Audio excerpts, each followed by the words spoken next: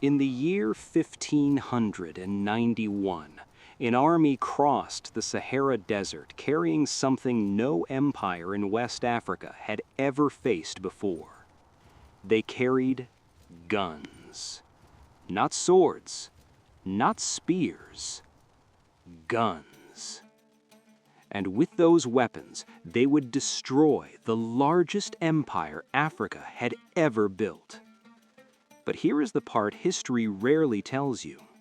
Before that moment, before the gunfire and fire and smoke, this empire controlled knowledge, wealth, law, and trade at a scale that terrified the outside world. It was called the Songhai Empire. And if its story had not been buried, the world would see Africa very differently today. Picture West Africa, centuries ago. No borders on maps, no colonial lines, no modern countries.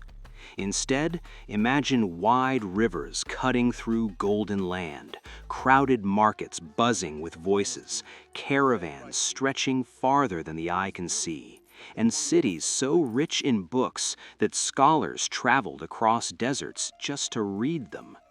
This was not a forgotten corner of the world. This was a center of power. And at the heart of it all flowed the Niger River, calm on the surface, unstoppable beneath. Along this river, Songhai was rising. Long before Songhai became an empire, it was a small kingdom of fishermen and traders living near a town called Gao. They understood the river better than anyone. They knew when it flooded, when it pulled back, when it gave life, and when it took it away. That knowledge became power. Canoes moved goods faster than camels, fish fed towns, trade grew, and slowly, quietly, Songhai began to look outward.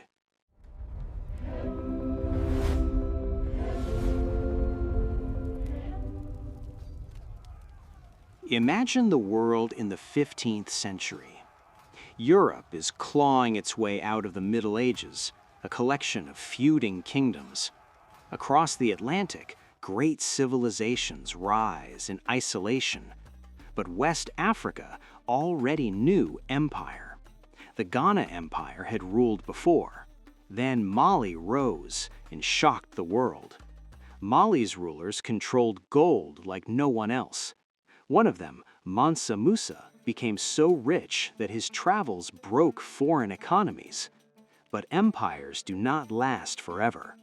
Mali weakened, its grip loosened, and Songhai was watching. This is the Songhai Empire.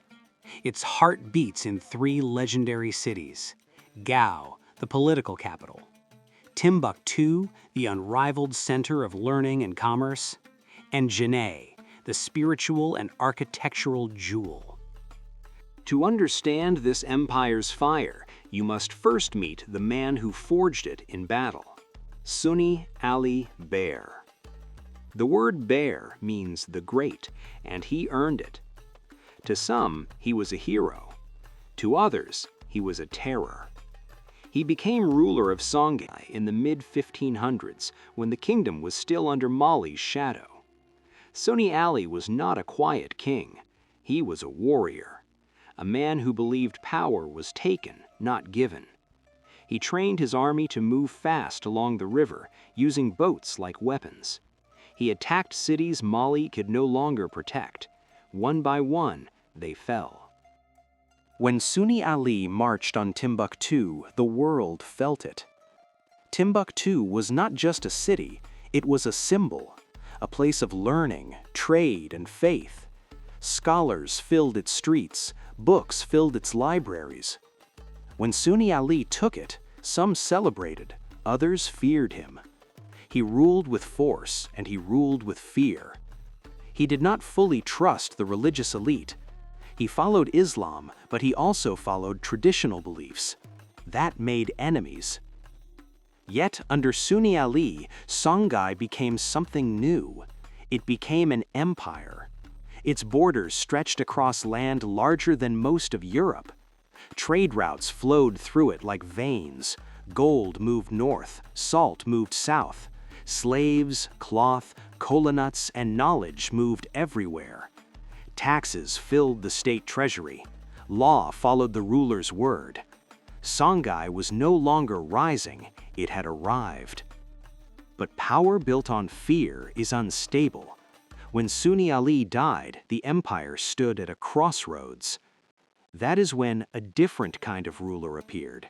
His name was Askia Muhammad. Where Sunni Ali ruled with force, Askia ruled with structure.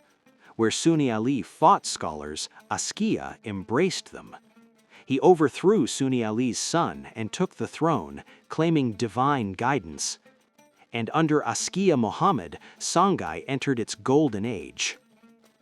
Askia Muhammad reorganized the empire like a machine.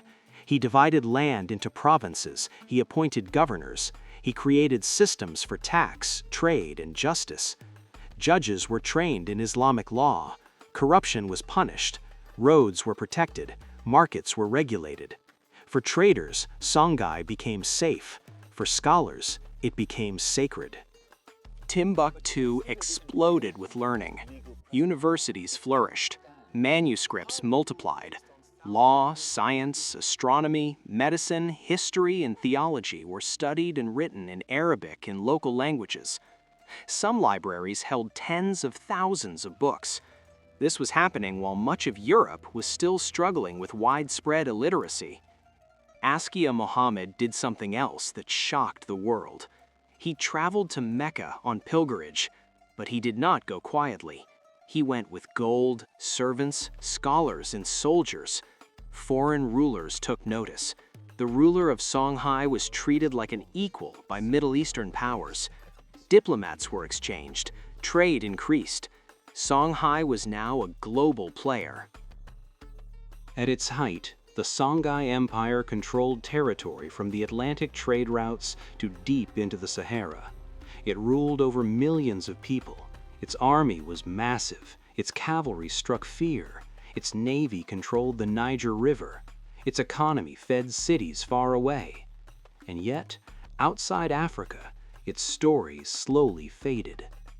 Then, everything began to change. Askia Muhammad grew old. Power struggles followed. Sons fought fathers. Brothers betrayed brothers. Governors grew ambitious. The empire weakened from within. And far to the north, across the desert, another power was watching closely. Morocco had a problem. Europe was changing. New trade routes were cutting Africa out. Gold was harder to control. Morocco wanted Songhai's wealth, especially its gold fields. But there was one obstacle: the Sahara. No army had ever crossed it at that scale to attack Songhai, until guns changed the rules. The Moroccan ruler made a decision that would rewrite African history. He sent a force south. They were fewer in number.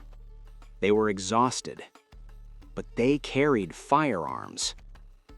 When they met Songhai army at the Battle of Tondibi, something unimaginable happened. Thousands of Songhai soldiers charged with courage and tradition. The gunfire cut them down.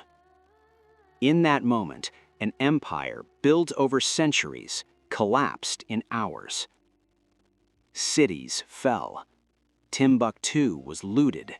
Scholars fled. Libraries burned or were buried. Songhai fractured into smaller states. Morocco did not truly rule the land, but it destroyed the system that held it together. And slowly, deliberately, the memory of Songhai was pushed aside. Far away, the outside world was changing its story about Africa. European travelers arrived centuries later and saw ruins instead of power.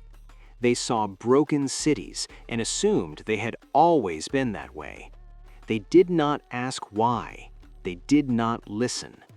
And so they wrote Africa as a place without history, without states, without systems. But look closer, and the truth speaks loudly. Songhai was not a miracle. It was not an accident. It was the result of planning, geography, discipline, and vision. It proved that African societies built complex governments long before colonial rule. It proved that wealth did not come from chaos, but from organization. It proved that education was valued, protected, and funded. Think about what Songhai achieved without modern technology. No electricity, no internet, no engines. Yet it ran an empire larger than many modern nations. It managed trade across thousands of miles. It enforced law across diverse cultures. It connected Africa to the Mediterranean world and beyond. And this raises an uncomfortable question. If Songhai and empires like it existed, why are they not taught the same way Rome or Greece are taught? Why do school books skip from ancient Egypt straight to European exploration, as if everything in between was empty? The answer lies in power. History is often written by those who benefit from forgetting. Colonial narratives needed Africa to appear weak and disorganized, a land waiting to be ruled. Songhai destroyed that idea, so it was minimized, reduced to footnotes, stripped of emotion and scale, turned into a name few could pronounce and fewer could picture. But the ground remembers. And the next time someone tells you Africa had no empires, no universities, no systems, remember this. The Songhai Empire existed. It ruled, it taught, it traded. And its story is still waiting to be fully told.